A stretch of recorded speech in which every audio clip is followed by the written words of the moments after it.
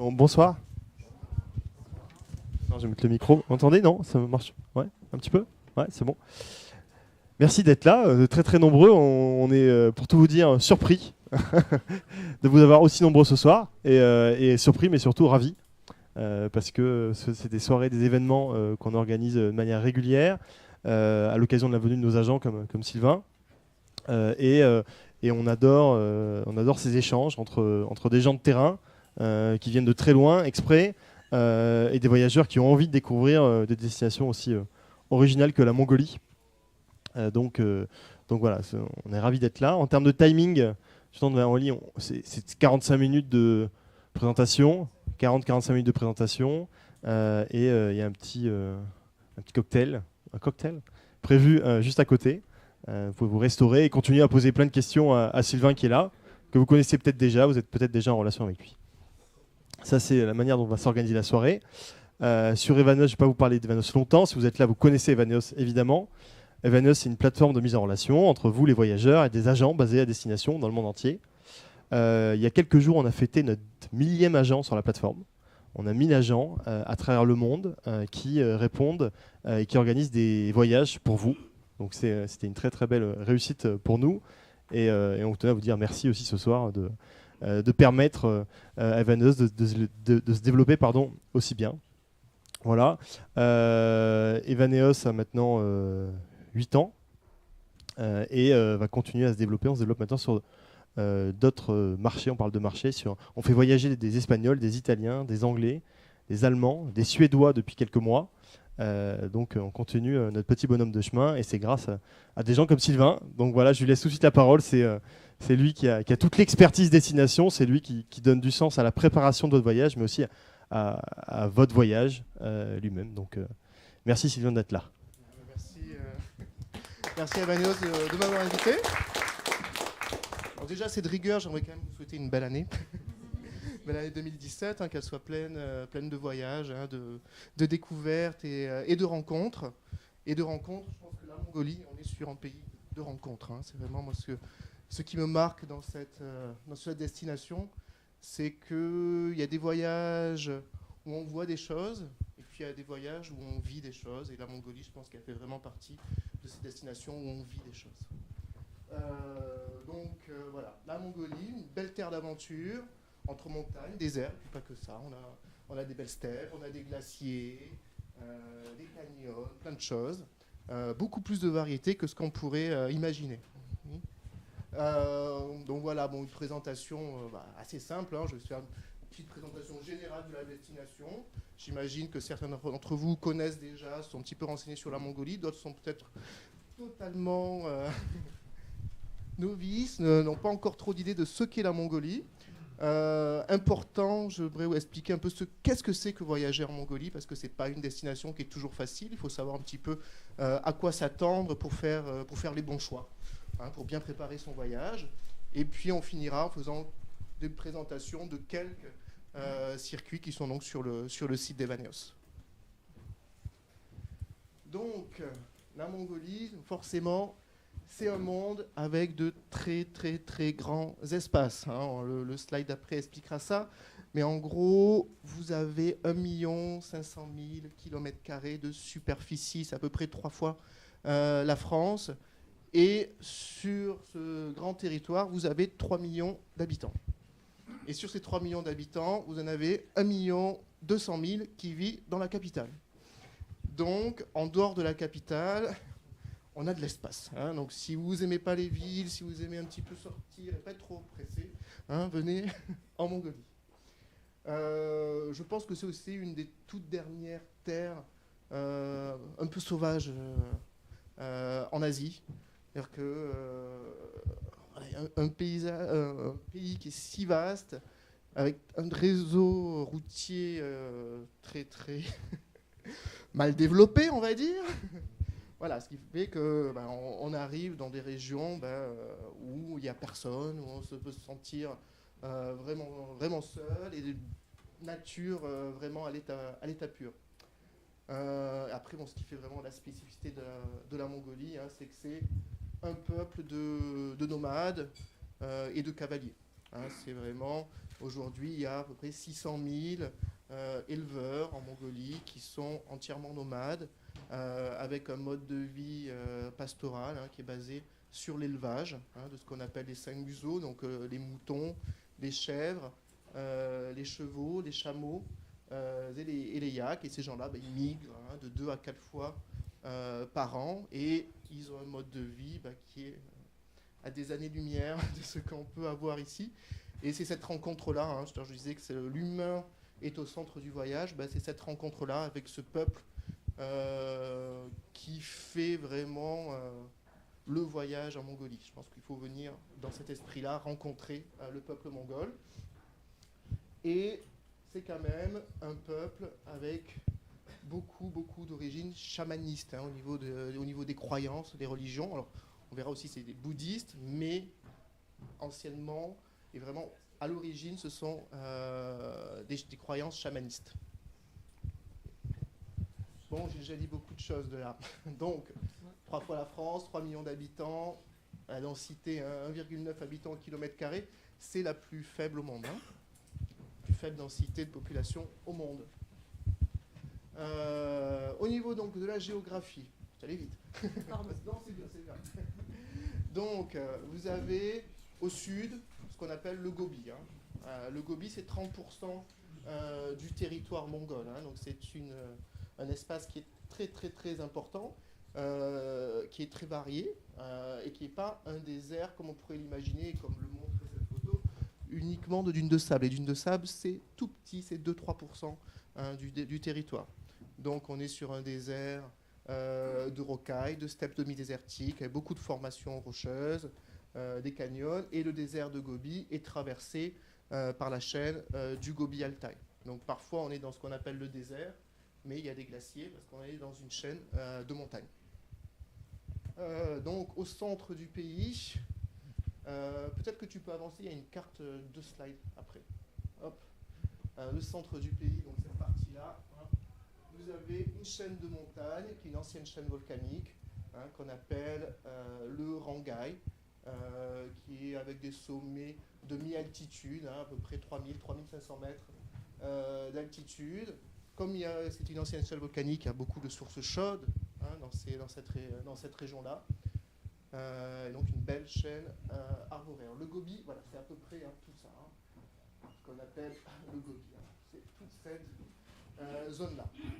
Hein, et les Mongols en définissent 19, hein, 19 cuvettes désertiques différentes.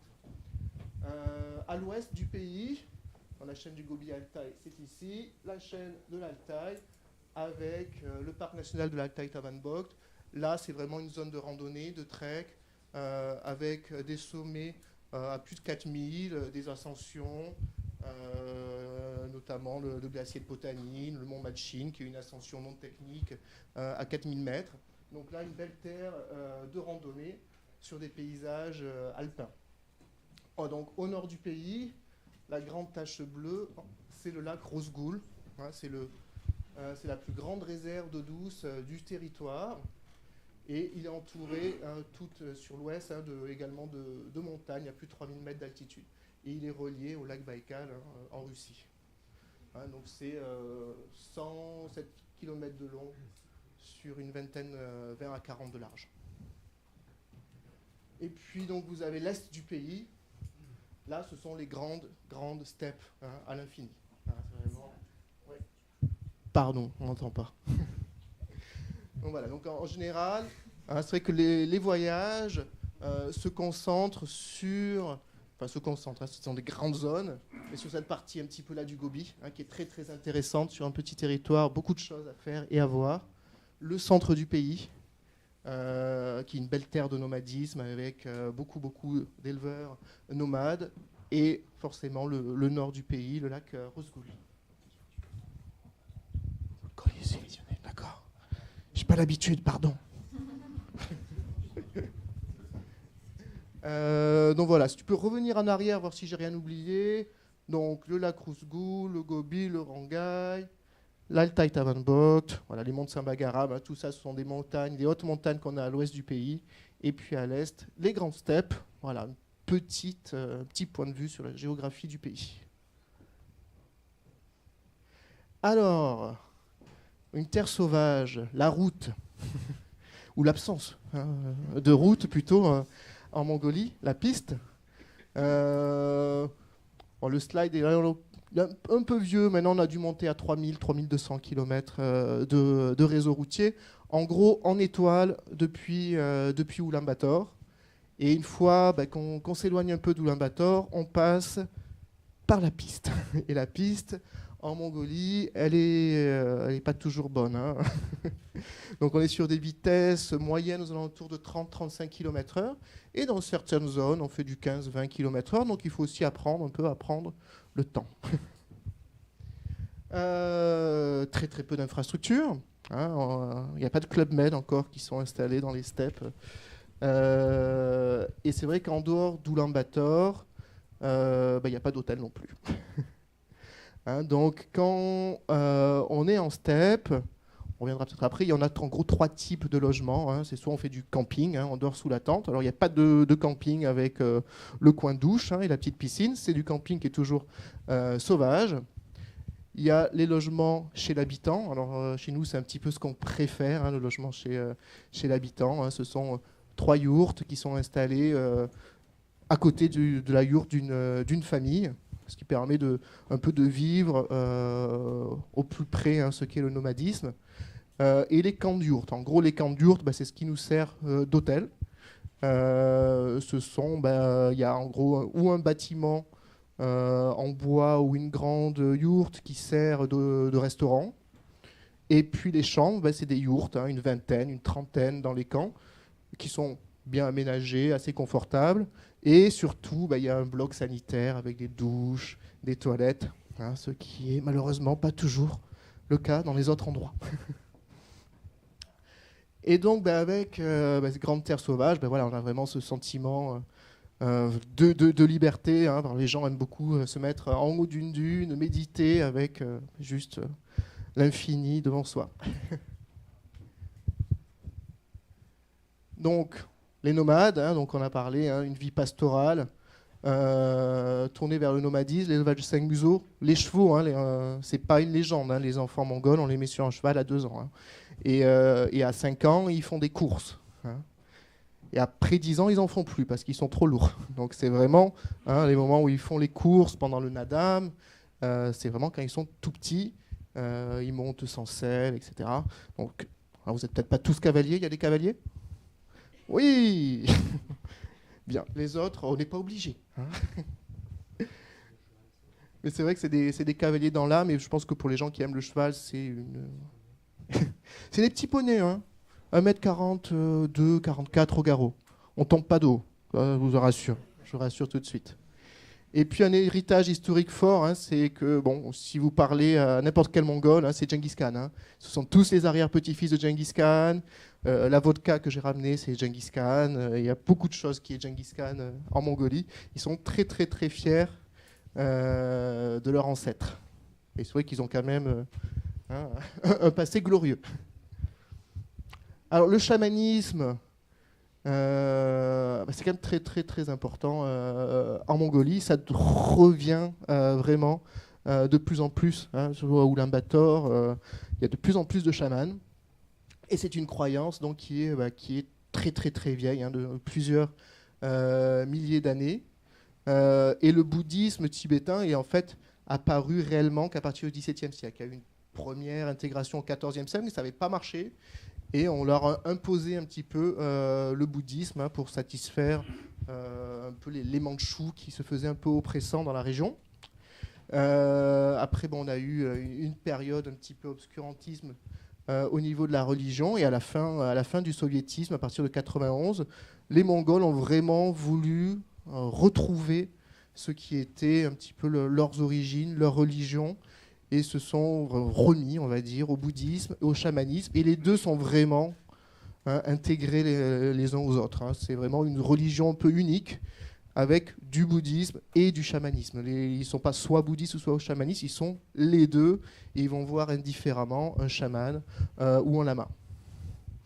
Et donc certaines ethnies, hein, comme les Tsatanes, je ne sais pas si vous avez vu Rendez-vous en terre inconnue avec Virginie Efira, elle était chez les éleveurs de rennes, une petite minorité ethnique, hein, c'est à peu près 250 personnes en Mongolie. Pour aller les voir, hein, c'est 1h30 de vol, 12 heures de jeep, un jour et demi de cheval. Donc ils sont loin, mais ça vaut le coup, ça vaut le détour. Ils sont les éleveurs traditionnels, hein, de rennes. Ils vivent sous des tipis. Et dans chaque campement familial d'une trentaine de personnes, il y a le chaman, hein, qui est le chef spirituel du groupe. Et ces gens-là migrent, hein, tous les mois. Tous les mois, ils changent de campement, ils mettent leur tipi sur leur renne et ils s'en vont. Donc voilà un petit peu sur le cœur de chaman. Si vous voulez un peu plus de précision sur le chamanisme, voilà, c'est une croyance en fait dans le monde des esprits. Hein. Il y a l'esprit de l'eau, l'esprit de la forêt, et en gros le chaman est la personne qui fait le lien entre le monde des humains et le monde des esprits via des transes.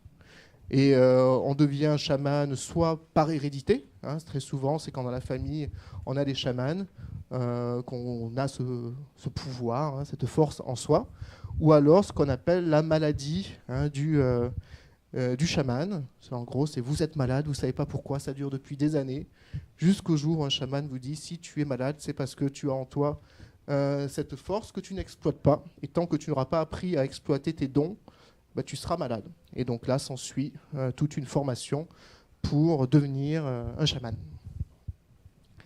C'est assez impressionnant, hein, le chamanisme. Je ne sais pas si parmi vous, les gens ont déjà vu des cérémonies chamanistes, mais c'est quelque chose de très très fort. Donc, voyager en Mongolie. Donc là, en gros, je vais essayer de vous expliquer un petit peu ce que fait la spécificité du voyage, parce qu'il ne faut pas se tromper. Hein, il ne faut pas venir en Mongolie quand on a envie de cocotier. Et surtout, il faut savoir voilà, ce qu'on veut vivre et comment on veut le vivre. Et quand on est préparé, après, tout va bien. Donc voilà, je vais parler un petit peu d'encadrement des véhicules, de cuisine et d'équipement. Donc voilà, donc ça, j'aime bien y insister beaucoup, hein, parce que si on vient en Mongolie, je pense que c'est pour aller à la rencontre de l'autre, pour découvrir ce qu'est le nomadisme. C'est un très très grand pays, la Mongolie. Comme je dis, on se déplace assez difficilement sur les routes. Parfois, c'est pas la peine de faire des milliers et des milliers de kilomètres, alors qu'on peut passer 3-4 jours chez une famille, qu'on va vraiment aussi découvrir ce qui fait un peu l'essence de la destination, juste le partage, la découverte du mode de vie. Et ce que vous allez avoir sur place, ça va être vraiment beaucoup d'humains, que ce soit avec les nomades, mais aussi avec les équipes. Hein, je dis souvent, ils sont peut-être parfois pas toujours très très professionnels, mais parce qu'ils vont tout de suite dans l'humain. Et ils ne seront pas votre guide, votre encadrant, ils vont vite devenir une équipe solidaire, et c'est ce qui est extraordinaire, c'est quand on voyage, on n'a pas l'impression d'être avec un guide, on a l'impression d'être avec un groupe d'amis, on est tous solidaires et on y va. Alors après, ils vous aident quand même, hein, ils font des choses, mais, voilà, et on finit en voyage et on a découvert des amis. Et c'est ça qui est, je pense, qui est très très fort sur cette destination. Alors se mettre à l'heure mongole, hein, il faut prendre le temps, hein, d'apprécier le moment présent. Les Mongols ne savent pas trop prévoir les choses. Hein, nous, on a l'heure, eux, ils ont le temps. Donc, si vous avez un travail un petit peu stressant, oppressant, avec des horaires stricts, c'est le moment de les oublier, hein, et de se laisser un petit peu porter par le pays, par les gens, par la destination. C'est la meilleure manière d'arriver à apprécier ce pays. Et quand on a de la mauvaise piste, il faut être solidaire. Hein. Une crevaison, ça arrive. Hein, et en général, plutôt 2 ou 3 fois qu'une. Hein. Donc, oui, quand il pleut, parce que quand je dis 30-40 km/h, c'est dans des bonnes conditions climatiques. Hein. S'il pleut beaucoup, hein, on s'embourbe, on sort les pelles et tout, on pousse la voiture. Donc forcément, les Mongols ont cet esprit d'équipe et de solidarité. Hein, et voilà, on part dans une aventure. On part dans une aventure, on sait que pendant 2 semaines, 3 semaines, on va être un peu loin de tout, et qu'on va vivre quelque chose de fort. Et c'est le pays de l'imprévu. Voilà, le pays de l'imprévu, et souvent de l'imprévu extraordinaire. C'est juste, on pique-nique, et puis il y a un cavalier qui s'arrête, qui commence à discuter, et puis vous invite chez lui à boire un bol d'érag, donc un bol de lait de jument fermenté, ou quelques fromages, et puis voilà.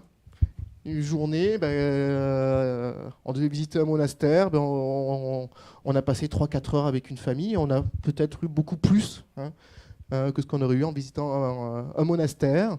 Et puis il y a des festivals, etc. Les Mongols savent vraiment bien s'adapter. S'adapter aux situations, et heureusement pour eux, parce que vu les conditions difficiles de vie qu'ils peuvent avoir, s'ils ne savaient pas s'adapter, les pauvres, ils auraient du mal. Alors, l'encadrement. Donc en général, quand on part en voyage en Mongolie, au minimum, vous avez un guide qui est francophone. Si vous parlez anglais, il y a des guides anglophones également, et un chauffeur. Ça, c'est un peu la configuration minimum si vous êtes 2-3 personnes. Après, souvent, quand on fait du camping et qu'on est au moins 4 personnes, 5 personnes, c'est bien d'avoir un cuisinier qui s'occupe un petit peu de vos estomacs. Ça fait du bien, parce que parfois, le mouton tous les jours, c'est dur. Donc, un cuisinier qui prépare les repas. Et puis, voilà, s'il y a 6 personnes, 7 personnes, il y a tout de suite aussi un deuxième chauffeur.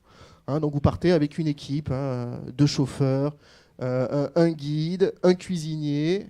Et puis, quand vous êtes à cheval, après, il y a les éleveurs locaux, les guides à cheval qui aussi font des randonnées avec vous, qui vous accompagnent. Et puis, bien sûr, voilà, quand on fait nous, on a 2 options. C'est souvent où on rejoint des petits groupes de voyageurs, ou alors on fait des circuits sur mesure pour 2 personnes, une famille, des amis.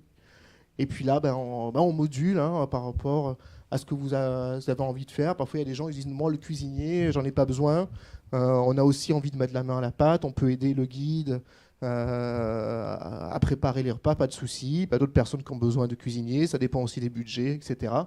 Donc, en fonction de vos attentes, on met l'équipe en place qui est adaptée, on va dire. Alors, des guides francophones qui parlent bien le français. Ça, c'est vraiment un bel avantage.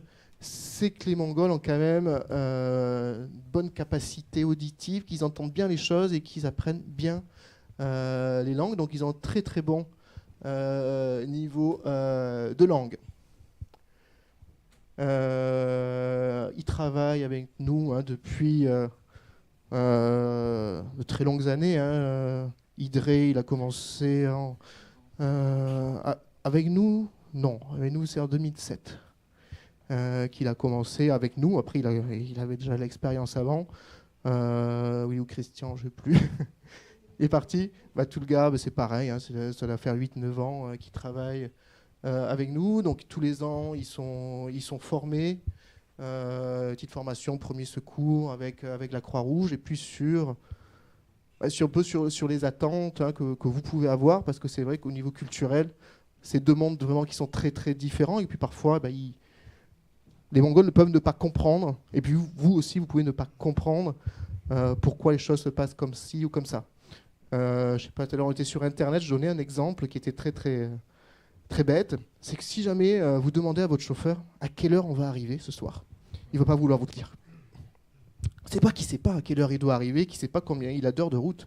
C'est juste que s'il pense que si vous dites on va arriver à 16 heures, il va avoir quelque chose, une panne, une crevaison qui va faire en sorte qu'il ne va pas arriver à l'heure qu'il a annoncée. Donc il ne va pas oser vous annoncer une heure.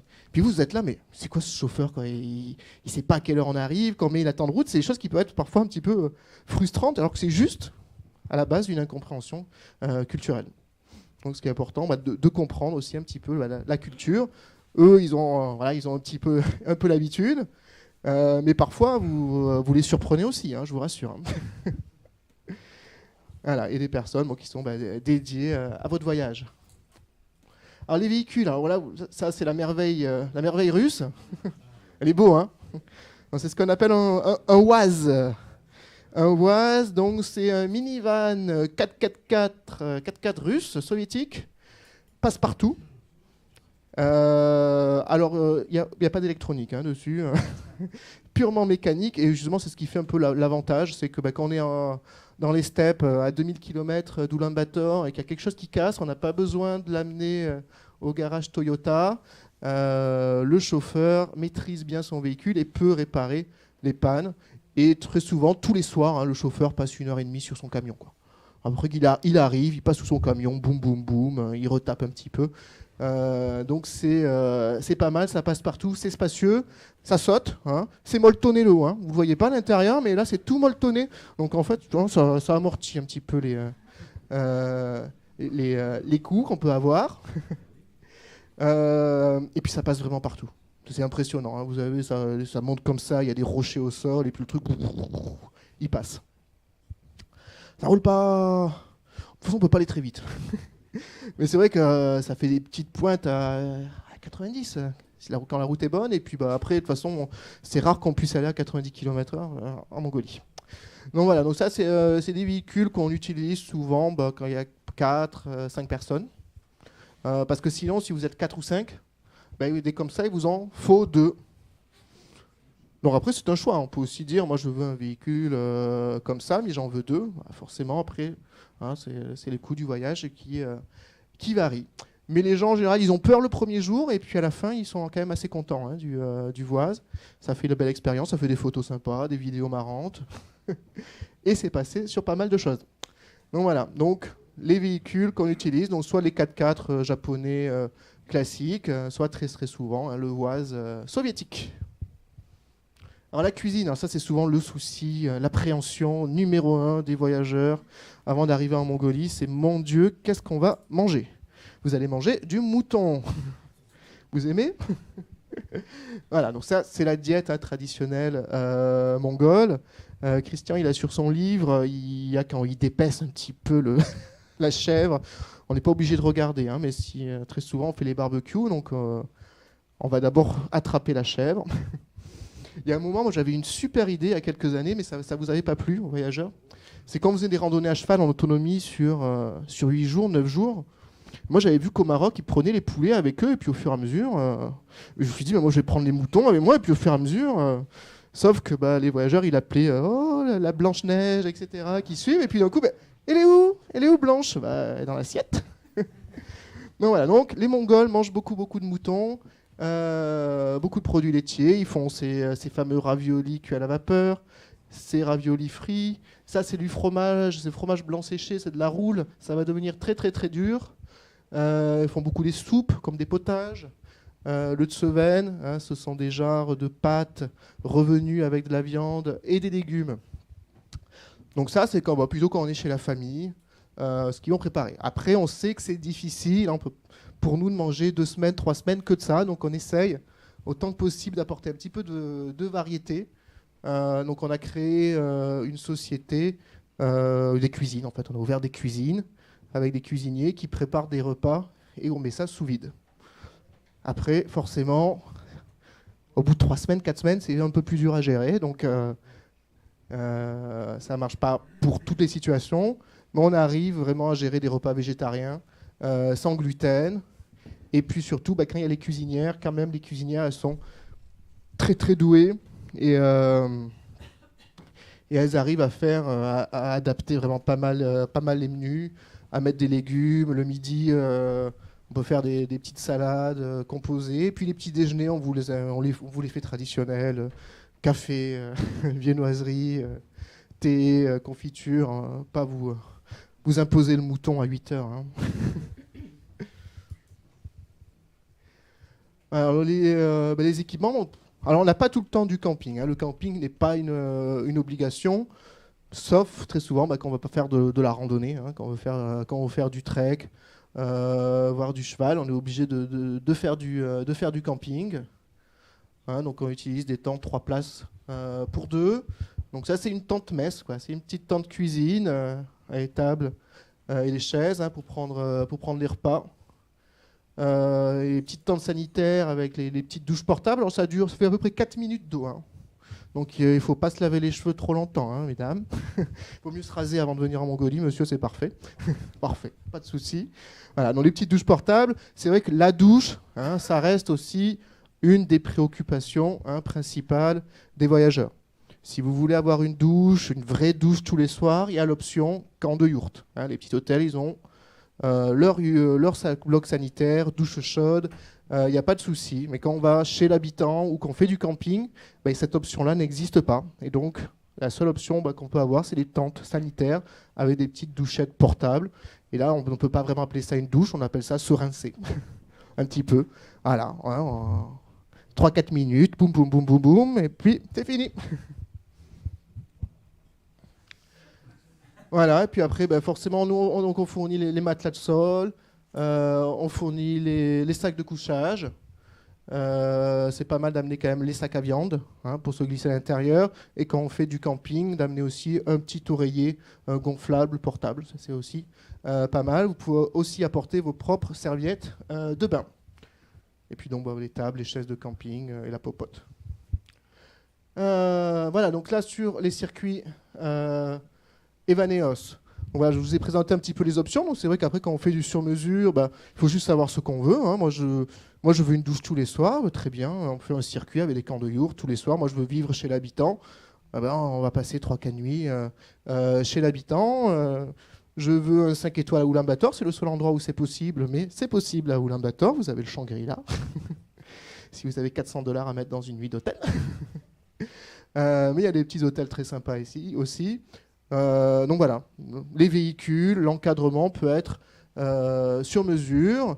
Et puis après, sur nos circuits classiques où on fait des petits groupes, là, on est sur un encadrement, une logistique qu'on a jugé optimale en termes de rapport coût, rencontre avec l'habitant, parce qu'on a quand même bien ça, et quand même confort, efficacité. L'hébergement, j'ai dit un petit peu. Alors, pour ceux qui aiment le cheval, on peut faire du cheval. Et pour les autres, on va partir sur des circuits plus aventure, découverte, trek, randonnée à pied. On peut mélanger, on peut faire 3 jours de randonnée, plus une partie découverte, un jour de cheval pour si on veut tester ou si on veut pas tester. Voilà, on peut mettre un petit peu de tout. Alors, ça, le circuit entre steppe et désert, on va dire que c'est en 2 semaines un des circuits qui vous offrira la plus grande variété de paysages. On va avoir une région de steppe, une région de montagne, des lacs et du désert, mais du désert en plus dans sa variété, des formations rocheuses, des dunes de sable, des canyons, il y a un vol domestique. Alors, il est équilibré, ça ne veut pas dire qu'on ne fait pas de route, il y a quand même des journées de route, on peut faire fréquemment 4 heures, 5 heures de route, mais on prend le temps de rester 3 nuits chez une même famille à un endroit, 2 nuits à un autre endroit, 2 nuits dans un autre endroit, et de découvrir un petit peu le mode de vie nomade, et ça grâce donc à un vol domestique. Donc belle diversité de paysages, et puis c'est quand même un voyage qui est accessible au plus grand nombre. C'est des voyages où on a des enfants de 5-6 ans et des seniors au-delà de 80 ans, mais en très bonne forme. Sinon, plutôt 65, 72, 73 ans. Mais ça dépend tellement des formes de chacun. Parfois, on est tellement impressionné par certaines personnes, et puis parfois, on a des gens de 30 ans qu'on a beaucoup plus de mal à bouger, donc ça dépend. Il faut chacun savoir quel est son niveau de forme.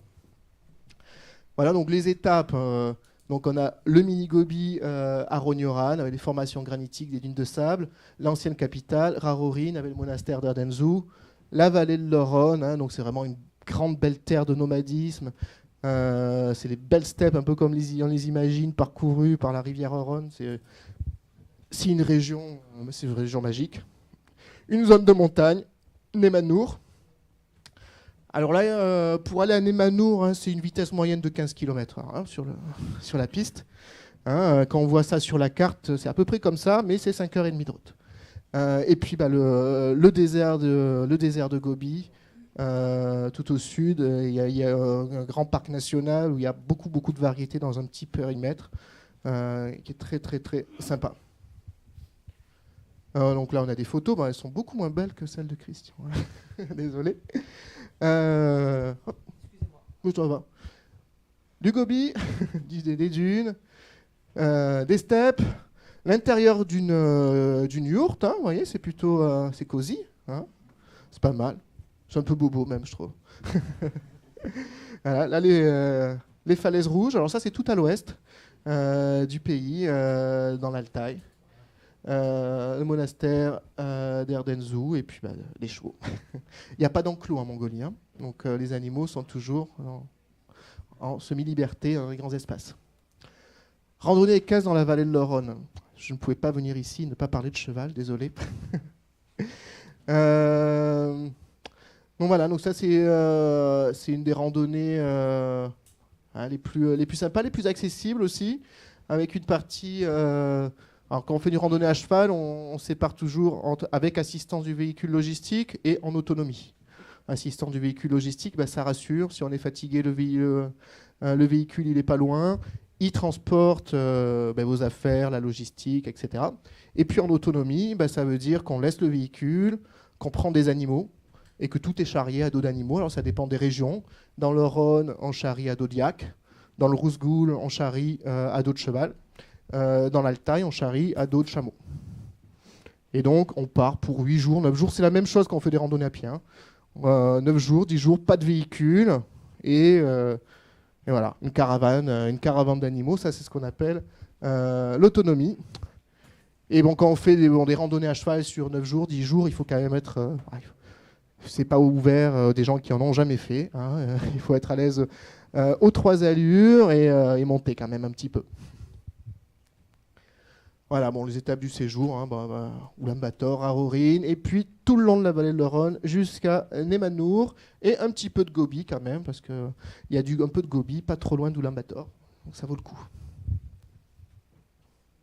Voilà. Vous voyez un peu les photos de randonnée, quand on traverse les passages à gué. C'est dans la province du Rousgoul, et là la dame elle est dans la vallée de l'Oronne. Alors, trek dans l'Altaï, on a plusieurs treks. On va dire que celui-là, c'est le plus difficile. C'est vraiment pour ceux qui aiment un peu la haute montagne, avec des petites ascensions et des treks plus faciles. Mais celui-là, c'est une vraie belle randonnée dans une région de paysage qu'on qualifie d'alpin. Parfois, ça peut surprendre. Paysage alpin. Un glacier. Voilà, c'était une stagiaire. Et là, elle a fait la randonnée. Ça vaut le coup de faire des stages chez nous, hein. Partez comme ça, faire des treks et vous retrouvez en haut de glacier. Elle en avait bavé quand même, mais bon, elle avait ramené quelques jolies photos. Et donc celui-là, il est en autonomie avec les chameaux. Ce qui est bien avec les chameaux, c'est que ça porte 150 kg, donc c'est pas mal, c'est efficace. Et ça, voilà, celle-là, c'est un petit peu... il faut aimer la marche et la haute montagne. Les randonnées qu'on fait dans la vallée de l'Oronne, dans le centre du pays, sont quand même beaucoup plus grand public, qui sont moins un challenge sportif, mais plus une randonnée vraiment pour découvrir des beaux paysages dans la nature et dans une terre de nomadisme. Passe. Voilà, ça c'est l'Altaï. Donc, oui, ils portent les chameaux, hein.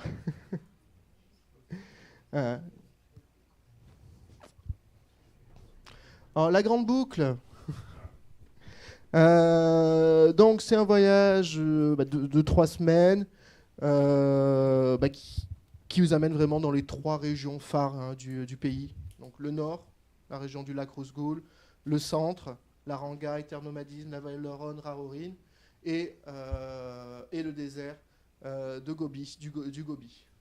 Donc, voilà. Si vous avez la chance d'avoir 3 semaines et que vous voulez un voyage découverte, c'est une très belle option avec énormément de variétés. Je le répète encore, la variété, parce que très souvent on a une image assez statique de la Mongolie, on n'imagine que des steppes, alors que ce n'est pas ça.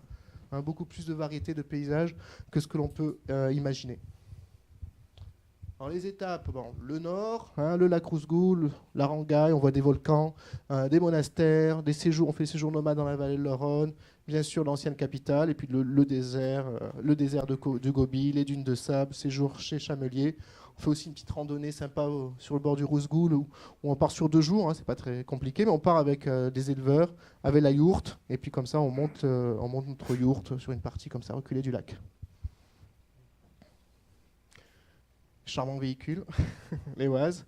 Ça, c'est les chutes de l'Oronne. Ça, c'est le parc national de Nemanur, avec le lac Shiret-Nour. Ça, c'est le glacier. Donc ça, c'est dans le Gobi, hein, ce glacier-là. Pour le voir comme ça, il faut quand même venir en juin. Il ne faut pas venir en août. Hein, et après, il dégèle quand même en août, mais en juin, on a parfois jusqu'à 6-7 mètres encore. Et juillet, et puis en août, c'est plus rien. Monastère de Tobron, c'est dans la vallée de l'Oron. Ça, c'est à Gandan, Ulaanbaatar. Ça, c'est Ulaanbaatar également. Puis là, on a c'est Zounour, ça, c'est au milieu des steppes dans le nord du pays. Puis parfum de Mongolie, bah, c'est un 10 jours. Bon, c'est si vous avez un petit peu peur des 3 semaines, que vous dites je suis pas sûr, j'ai quand même envie, mais peut-être que 3 semaines, ça va faire un petit peu long. Bah, 10 jours, voilà, pour avoir une première approche du pays, où là on se concentre vraiment sur le centre du pays, sur la vallée de l'Oron, les Manours, le Mini-Gobi et donc Rarorin, l'ancienne capitale. Moi j'ai fait ça. Donc, voilà quelques photos qui j'espère vous donnent un peu envie de venir nous voir. Oh, il y en a encore. Non, je le découvre en même temps que toi. Et puis celui-là, donc un séjour multi-activité en Harangai.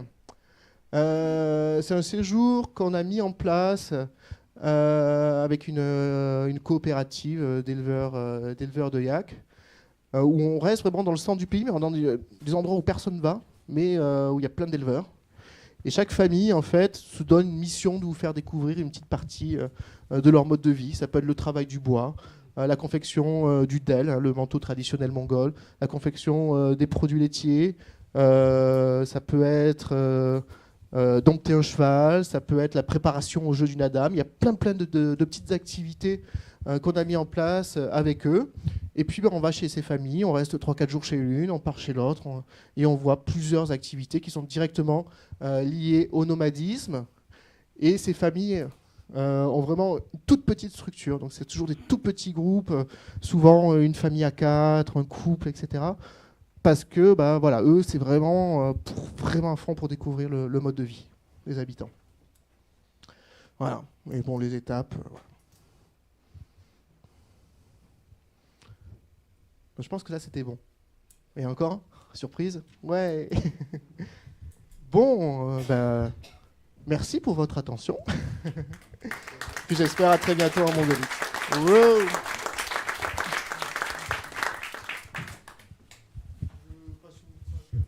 Si quelqu'un a une question, ou si vous avez des questions. Ah oui, très bonne question. Non, je vais gronder la personne qui l'a fait. Il a oublié de dire quand y aller. Alors, en gros, on vient entre mi-mai et mi-septembre. Pas dire qu'avant, en avril, il peut y avoir des choses très sympas, surtout liées au nomadisme. C'est-à-dire qu'il y a c'est l'époque de la tonte, pour le Cachemire, etc. Il y a beaucoup d'activités liées aux nomades et un temps pas trop mauvais. Mais si on veut avoir du beau temps, de la chaleur, c'est plutôt mi-mai, mi-septembre. Si vous avez le loisir de venir quand vous voulez, choisissez le mois de juin ou à partir du 20 août jusqu'au 15 septembre.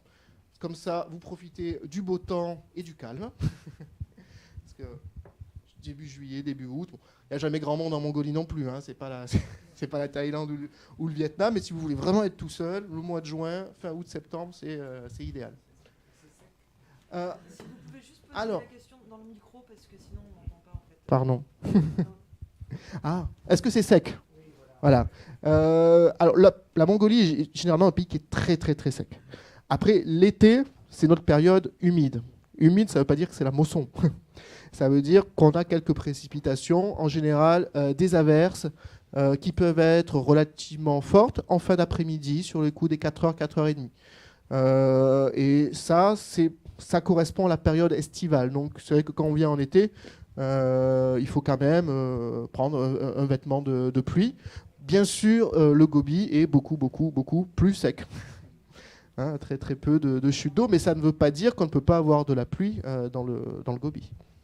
Après, on peut venir l'hiver, mais il faut juste avoir des vêtements chauds et être prêt pour du moins 25. Je vous donne Je voulais savoir justement quel bagage on pouvait emporter, qu'est-ce qu'il fallait avoir au niveau du volume et des bagages. Alors, je ne vais pas vous dire, vous pouvez prendre jusqu'à 30 kilos. Moi, j'aime bien entre 15 et 20. Il y a parfois des gens qui font 15, 14, c'est superbe. J'aime bien un bagage souple. Plutôt un duffel bag, un sac de voyage ou un sac à dos, même si sur les circuits découvertes, c'est dans le véhicule, on peut envisager la valise. Mais c'est vrai que si tout le monde prend la valise, ça commence à faire pas mal de place.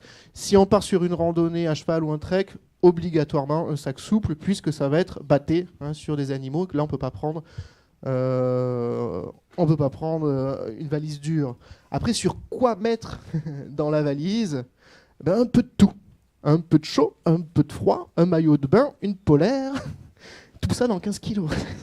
Donc voilà, donc c'est vrai que l'été, en moyenne, il fait 22, 25 degrés, 27 degrés dans les plaines, donc il fait pas froid. Et pareil, toujours en mi-juin, juillet, août, la nuit, il fait 10, 12 degrés. À partir du 15-20 août, ça commence à se rafraîchir la nuit et on peut avoir les premières gelées nocturnes dès la fin du mois d'août. Donc il faut vraiment une polaire bien chaude. Il y a 2 ans, on a eu de la neige le 14 juillet. C'est rare, assez rare pour être noté, mais c'est vrai qu'il ne faut pas négliger quand même un vêtement chaud. Et d'autant plus si on est amené à faire du camping, puisque le soir, on fait le feu, mais bon, il fait quand même un petit peu frais, donc on apprécie la veste. Sur les circuits découvertes, au niveau des chaussures de marche, chaussures légères, tige basse, vous êtes bien confortable. Pas besoin d'avoir des chaussures trop hautes, sauf forcément dans l'altaï, où là, il vaut mieux avoir une bonne paire de chaussures de marche. Mais sur tous les autres circuits, chaussures de marche, tige basse, confort, et puis pas de soucis. On peut faire quelques lessives en cours de route à la main. Donc moi, ce que je conseille, c'est d'avoir en gros des vêtements, tout ce qui est sous-vêtements, t-shirt pour une semaine. Si vous partez 3 semaines, vous l'avez 2 fois. Par contre, d'avoir pantalon et pull pour l'ensemble du circuit, mais avec 4 pantalons et 3 pulls, ça peut le faire. Enfin, ça dépend petit. Si ça vous embête pas, comme il fait vraiment très chaud ici, on va passer à côté pour le reste des questions.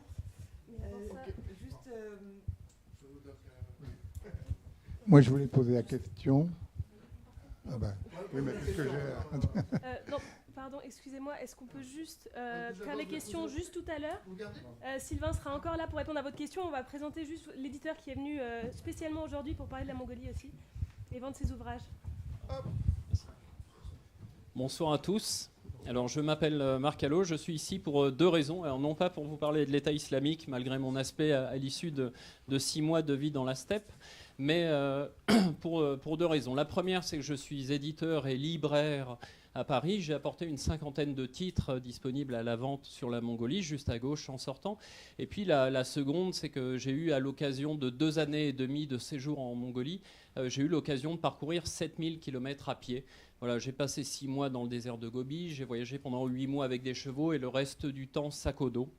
Ce qui m'a permis, depuis une quinzaine d'années, d'étudier la langue, la culture et l'histoire mongole. Donc c'est la raison pour laquelle je suis très heureux de prendre la parole à l'issue de la présentation enthousiaste de Sylvain. Alors je vais juste vous dire un mot de quelques-uns des livres que j'ai eu la chance de faire paraître sur la Mongolie.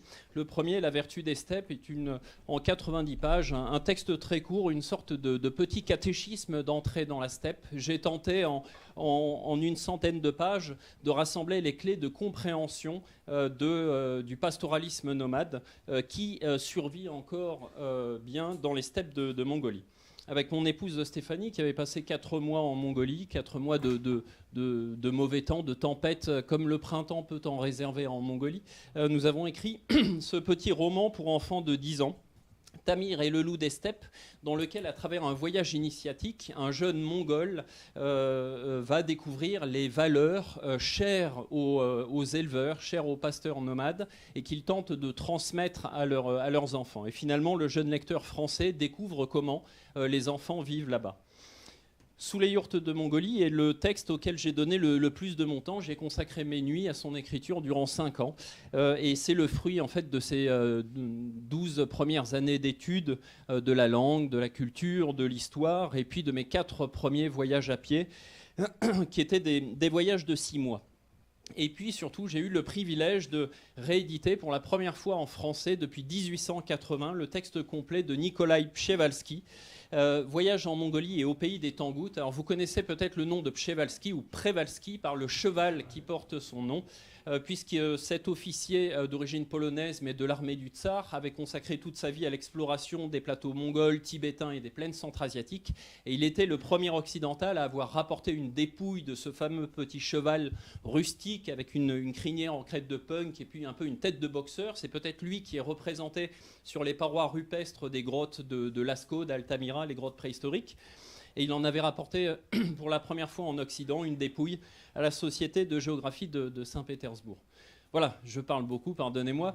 Si vous souhaitez, en plus des questions que vous poserez nombreuses à Sylvain, je me tiendrai à côté des livres que je vends. N'hésitez pas à venir me voir. Voilà, merci de votre attention.